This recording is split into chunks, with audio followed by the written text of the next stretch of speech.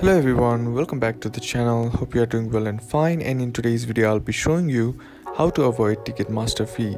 So without wasting any time, let's just jump right on the video and make sure to watch this video till the end and follow the steps as well.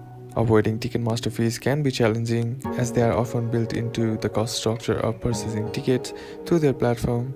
However, there are few strategies you can try to minimize these fees.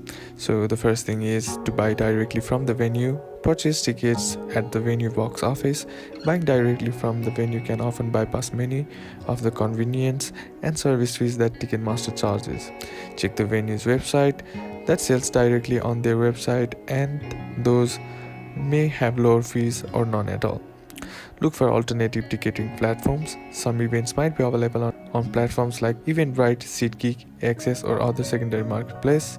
Use promo code or special offers to reduce or waive fees on Ticketmaster purchase. Keep an eye out for these opportunities, especially around holidays or special events.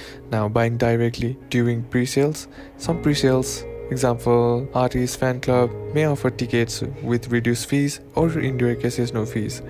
Now, buy in person for group tickets. If you are buying tickets for group, purchasing them in person can sometimes allow you to avoid paying separate service fees on each ticket. Some venues offer group discounts or packages as well.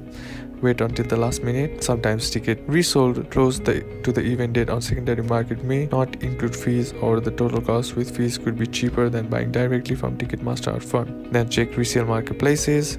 Purchase tickets on no fees days. Use payment method with fee benefits. Some credit cards or memberships may offer benefits like fee reimbursement for event tickets. Purchase on Ticketmaster. Check your cardholder benefit to see if this applies. So these are basically the strategies that you can use to avoid Ticketmaster fees, and that's basically how you can do it.